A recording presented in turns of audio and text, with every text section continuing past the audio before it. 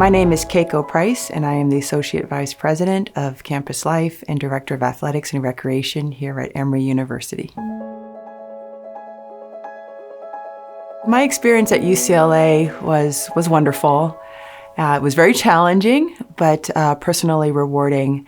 I spent most of my time in the water and in the classroom and training basically 20 plus hours a week. My weekends were spent traveling with the team, and if I wasn't traveling, I was studying just to play catch up from the week before.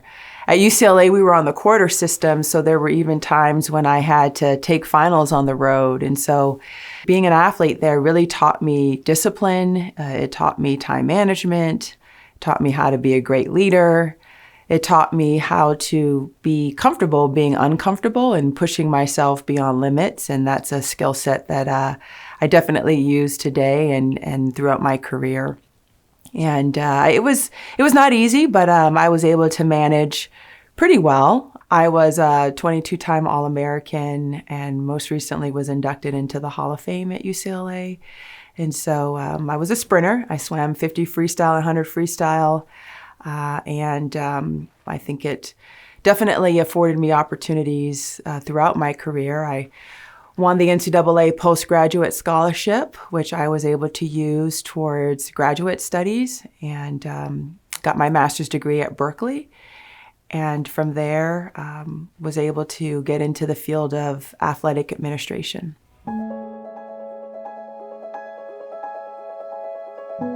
Back then, there weren't very many black swimmers for many, many reasons. It's definitely a sport. We call it a country club sport. The fees to participate in swimming are pretty high.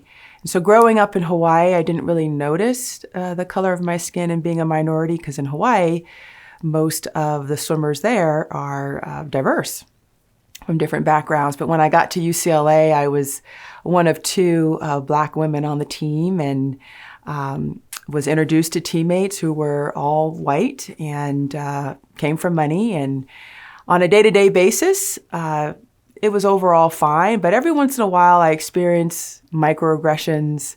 I'll never forget, I had one evening of hanging out with my teammates, and we were just trying to relax and get ready for the meet that weekend. And we were giving each other shoulder massages just to loosen up. And I remember one of my teammates looking at me and saying, I'm not going to give you a massage because I don't want to smell like a black person after, giving you a massage, which was pretty heavy, and it kind of took me aback a little bit.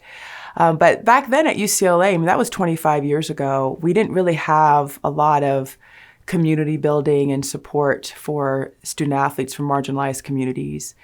It just wasn't a thing back then. And so I found my community through other sports and friends, developing friendships with folks from other teams. And so my roommates were basketball players. I hung out with the track and field athletes. And that's kind of how I found my community. And then I had my teammates as well, and a couple that I was really close to. But because of those experiences, I'm very intentional in my role of creating a sense of belonging for our student athletes, and particularly our student athletes from marginalized communities, to have a space where they feel like they belong.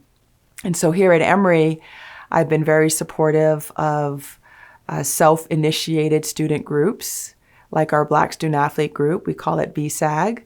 I'm very supportive of the community that they've built for themselves. And most recently, we've also started a queer athlete club as well. And I think it's important. I think it's important for student athletes from different identities to feel a sense of connection, that they may get on their team, but they may not. And I also think it's important too, in my role, as we talk about having a sense of belonging, to make sure that our staff is a reflection of the diverse students that we work with as well. So there's definitely a lot going on in college athletics. I'll just start by saying that, especially in the last few years. Some of it's positive in my mind. For example, the NCAA has now allowed student athletes to gain profit off of their name, image, likeness, which was something that I didn't have an opportunity as a student athlete. Back then, When I was at UCLA, I couldn't make money teaching swim lessons or modeling. I had to wait until I was done with my eligibility. There's other positive things going on in terms of really protecting the health and well-being of athletes. So for example, now the NCAA is requiring that student athletes have health insurance covered by the university for injuries that are related to their sport 2 years out, up to 2 years out, post-eligibility. For Division I, they're now requiring student athletes who are on athletic scholarships to have those scholarships protected up to 10 years after their eligibility. So there's some good things going on, but then there's also some things that are a little concerning. And I think it's just really driven by money, if I want to be frank. And so as a Pac-10 athlete, it was very shocking to see that the Pac-10, or I should say Pac-12, no longer exists. UCLA is no longer part of the Pac-12. It's a Big Ten school now. And I think financially it makes sense. I mean, let's just call it what it is. It's for the money and the television distribution, and it makes sense financially.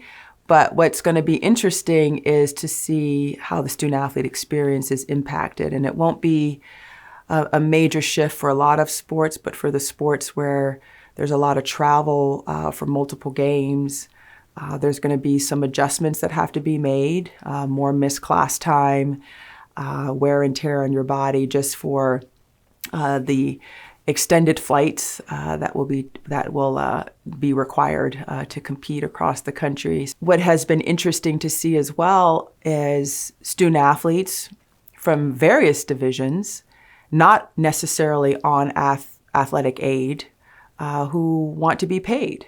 They want to be paid for participating as a student athlete because of the amount of control that the NCAA has on their day-to-day activities. And so I think, if that happens, the collegiate model will definitely change significantly. And I worry that schools just won't be able to afford it, whether you're Emory in Division III or UCLA. It's going to be very, very expensive if we head down that road. I foresee if athletes are being paid that institutions are going to have to make some tough decisions. Sports will be cut because it's just not sustainable. And unfortunately, it would be Olympic sports like swimming, track and field, golf.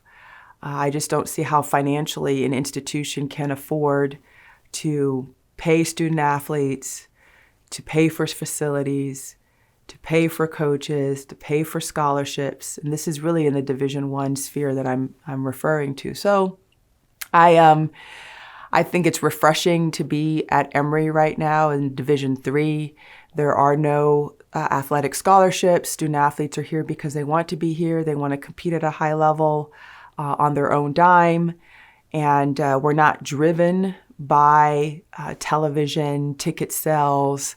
We're not driven by money. And so watching all of this unfold from afar has definitely been interesting and exciting in some regards, but also concerning in others. Post-1972 was significant for women. I think prior to Title IX, it was a struggle for women's sports to survive. Women struggled to have access to facilities. They struggled to have the same equipment as male counterparts. They struggled to even have championship opportunities. And so I'm very, very thankful as a product of Title IX. My experience at UCLA was wonderful. At UCLA, they ended up cutting the men's program, unfortunately, for Title IX purposes, but all of the benefits that came from Title IX, I was able to participate in. And I think it's wonderful. I think we have a ways to go, quite honestly. But I think you're starting to see a little bit more attention being paid to women's sports. I'll use last year's NCAA Division I National Championship women's basketball game as an example. I mean, the viewership was close to 10 million, more than any NBA game besides the NBA championships. And so I think that's wonderful. But I say that we have a ways to go, and unless there's a cultural shift in our society. And what's unfortunate is a lot of the decisions that are being made that involve money are based on market value. So when you see a women's basketball coach making a third of what the men's coach makes, it really comes down to market value. And I'm not quite sure how we can make a change unless people are just more invested as a society as a whole in women's sports. But I think we're starting to see some progress. And one thing I do want to say is Division III, which is Emory, where we participate in Division III. What I love about it too is that there's a philosophical difference between Division III and Division I on gender equity. And so we are very, very intentional in Division III on making sure that our coaches have equitable salaries, access to facilities, game times, start times are equitable so that there's no advantage or perceived advantage for men over women. And I think it's wonderful, and it's also a little bit refreshing as well. Whether it's Division I, II, or III, whenever you have sports, it's a great community builder. You can bring people together. You can create spaces for staff, faculty, alumni, and the community members to come together and to cheer and to root our sports on. It's a way to create affinity for the university as well. Sports in general, regardless of if it's intramural, club, varsity, it creates opportunities for students to enhance their well-being, just physical activity as a form of stress relief, to give you a couple of examples. And then also it's an opportunity for students to learn skills that can prepare them for life. Skills like time management, leadership, grit. It teaches them how to persevere and to think beyond oneself. Sports also offer a sense of belonging for some students as well because of the community building that you get from having a team that can support you. And so there's a lot of benefits in my mind. I think overall, definitely sports in general are a wonderful way for students to feel included, to feel like they belong, and to enhance their overall experience.